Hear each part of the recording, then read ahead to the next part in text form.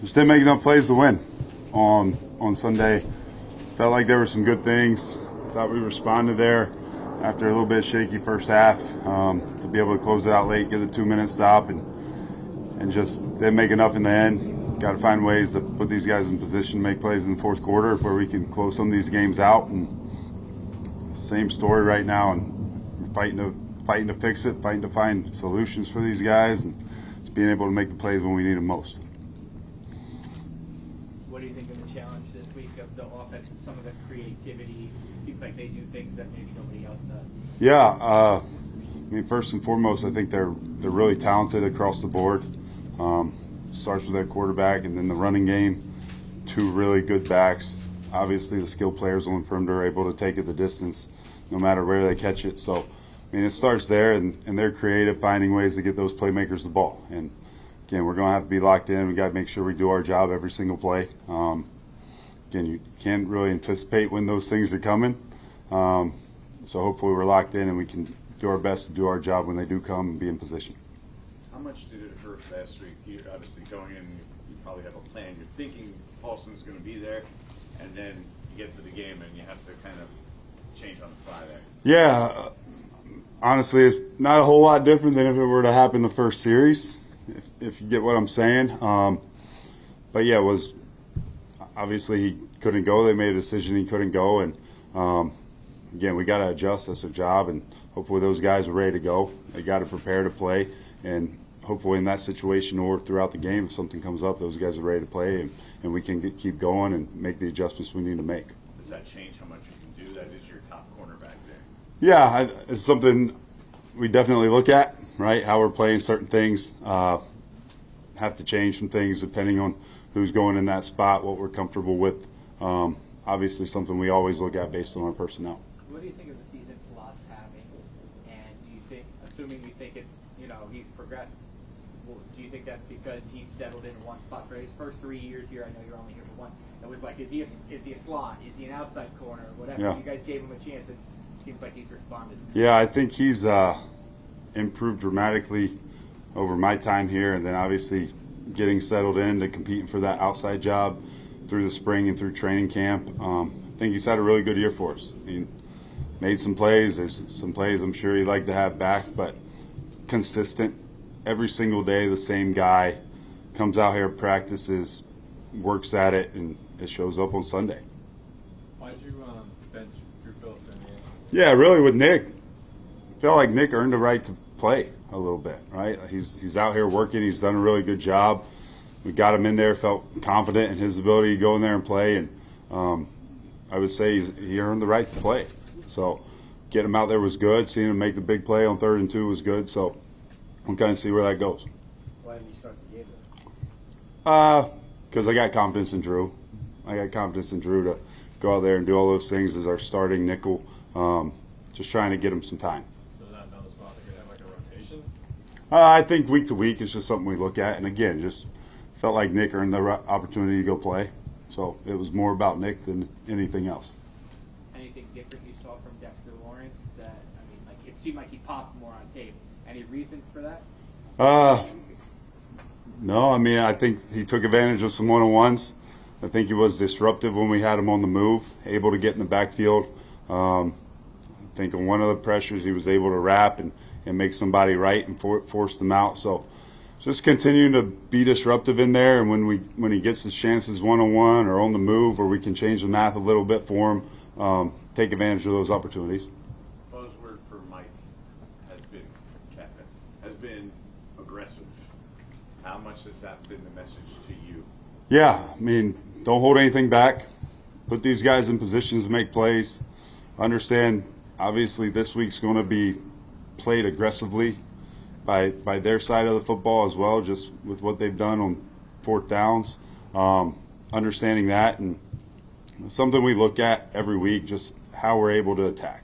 Like finding ways to attack the situations we feel comfortable attacking, the personnel we're playing with, playing against, all that comes into play. But again, finding the best ways to put these guys in positions when it matters most, whatever that is, to be able to go affect and change the game. I don't know how much time you and Mike, prior to last week, probably had not spent as much time, or maybe things, but what have you seen in him since he was elevated? Since Yeah, a lot of the same things I saw when he was the offense coordinator, just from afar, bringing it in with the whole team, with the defensive unit involved now, the leadership. I think the attention to detail, how he's adjusted some meetings, I think has been good for us, good for the guys. But he relates with all the players, offense, defense. He wants to be involved. He wants to know what's going on so he can have those conversations with our guys as well and be able to hold them accountable to certain things. So I think he's doing a really good job, and hopefully we can get some wins here. How does he relate with the players?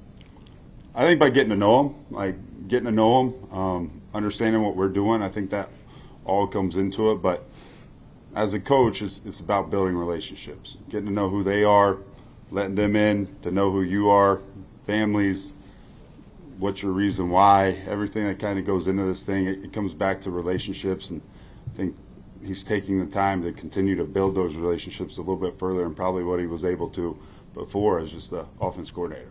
You think Abdul has recommitted himself since being benched for that series on Sunday? Yeah, I do. Again, unfortunate situation, handled internally, but he's been locked in this week. He came in here Tuesday, ready to go, ready to learn, ready to make the corrections. Was good yesterday. We just got to continue to kind of stack these days here as we get through the week, and hopefully we'll be ready to go Sunday. What's been your message to him? Be a pro. Be a pro. Keep working. Can't get frustrated with where things are. We got to find ways to keep improving. Take advantage of our opportunities when they're there. But again, it's the consistency day in and day out with all these guys, especially young players. Just try to be the same guy every day. Try to work the same way every day, and on Sunday, hopefully that pays off. You guys emphasize takeaways as a priority going back to the spring. They haven't come as much as you would like. No doubt. What do you attribute that to? What do you see on tape where that's been an issue? Yeah, I think we've dropped some. Like you go back, the Dallas game, we dropped a few. Against the Bears a few weeks ago, we dropped one. I think last week we punched one out, weren't able to get it. There was one that ended up getting overturned too that they dropped, and we were able to get on. I think the biggest thing is just continue to emphasize we can't miss opportunities when we're in position. Second guy in, third guy in. We got to do a great job of attacking the football when we got these guys secured. And then continue to affect the quarterback, try to find ways to get off the quarterback. They're the number one fumblers in the league every single year. So trying to find ways to get off the quarterback, and hopefully we can make the ones when we do have the opportunity. And to follow that up, you guys have gotten a lot of pressure on the quarterback, but the sacks maybe haven't come. How do you analyze that and see what's successful, what hasn't worked, or what has worked? Yeah, that's a good question. Obviously you want the negative plays that come with that, but at the same time, I think the ability to affect and disrupt and really change the passing game, there's obviously a huge benefit in that for our secondary, and it takes all 11, right? It takes all 11, get them to hold the ball, and we're able to get home, or we're able to put pressure on them, force an errant throw, a quick throw. Maybe he's not ready to throw, so continue to get pressure on him as best we can, and hopefully find ways to get him down when we have a chance. What you see on the long pass, the 33-yarder late, you had some one-on-ones up front that didn't get through. What was your? Yeah, we brought 5. We were tight back there. Got to find a way to get through and win somewhere. Burns did late after the chip. He was able to get through late. In position, we got to do a better job down the field there when we're chest to chest, being able to play through the hands. Right, totally different situation than kind of what Dane had when they're running and he's trying to look back and his hand got up late, where there's not really momentum building on that throw. We're chest to chest. Let's make sure we're playing through the hands, seeing the hands, and again, we got to find ways to make those plays. There were 2 in that drive they made, and we didn't. Burns blamed the guys up front, said it was a tough play for Flott there. Obviously you're talking. It is. What could Flott have done differently there? As a chest to chest, just making sure I'm seeing the receiver's hands. At that point, I think it's a different situation than when you're running and the guy's is underthrown and you got to try to get your head around because there is going to be that collision, right? At that point, I think they were pretty much for lack of a better term, there wasn't the momentum taking them down the field. So they were pretty much chest to chest, just trying to find a way to get my hand through his hands instead of taking a peek. Talk a little bit about Isaiah's week last week, kind of getting in. Yeah, crazy week for him. He did a great job coming in. I don't think he got here until Thursday. Coming in, learning the game plan. I know there was some, comfort level with his previous experience here, but I would say it's changed a little bit. Since he's been here, and Coach Groh, Troy, they did a great job. And Isaiah obviously put in all the work to make sure that he was able to go out there and not only know what to do, but do it at a high level and make some plays for us. Now, I mean, it was that was one of the cooler things I've seen in my experience in the NFL, is just someone showing up on a Thursday and then having a major role in the game and playing well, and he did a great job. We talked to you last week. We talked about how your role changed during the week. How did your role change on Sunday? Just communicating with Mike and letting him know what we were seeing, thoughts moving forward. What plays do you like here? What plays do you like there?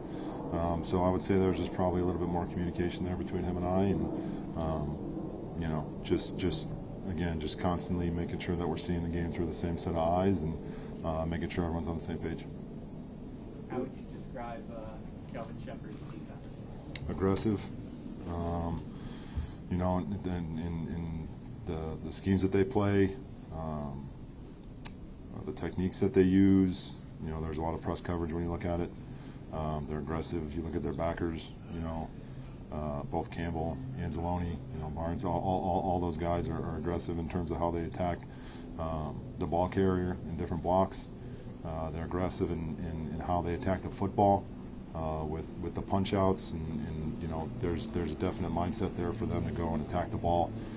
So I would say aggressive is probably the best way to describe it. You've known Calf, obviously, and worked closely with him for a while. Just curious what your impression was of how he handled last week. He did a great job. Obviously, not the easiest circumstances to kind of take over in that situation. But he did a great job making sure that the team was ready to play. And I felt like our guys responded well to him. He went out and we played hard. We fell short. Ultimately, obviously, we want to win that game. But I felt like everybody was flying around for the entirety of the game. And again, I think that's just a testament to Mike, and he did a great job of getting his team ready to go, both mentally and physically. Game plan-wise, assuming Jackson gets cleared, when you go to put together the game plan, how much do you have to take into account that he is coming off a concussion? Yeah, you definitely take it into account. It's no different than if someone was coming off a sprained ankle. You know what I mean? Got to make sure that you're not exposing people unnecessarily, and again, putting our team, in a position to win the game, and for all our guys, for us, in order to win the game, we're going to need our best players on the field. So yeah, that comes into account, but I would say that comes into account when we're designing any type of play and making sure again that we're putting our guys in the best spots. The run game worked really well on Sunday, so I'm curious, what did you see that worked really well, and do you also see this offensive line growing in a way where that can be replicated? Yeah, our guys played hard. I thought there were multiple examples of pile pushes, of guys finishing, finishing their blocks, finishing to the ball. It's little things like being the first guy down there to help Marta or Tracy or whoever has the ball, helping them off the ground. That's something that we're stressing, and that's a mindset, and that's contagious.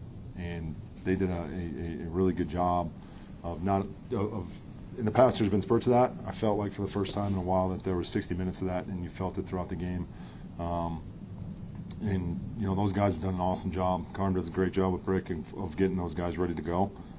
And you can tell that they've played together now, for however many games, not only this year, but even dating back to last year. And there's a sense of comfortability with everyone there. And there's something to being said of when I'm in a block, I know what you're going to do. I know what that feels like. I know, when you're going to come off of it or not only the verbal communication, but the physical communication that comes on with people playing with one another for a while.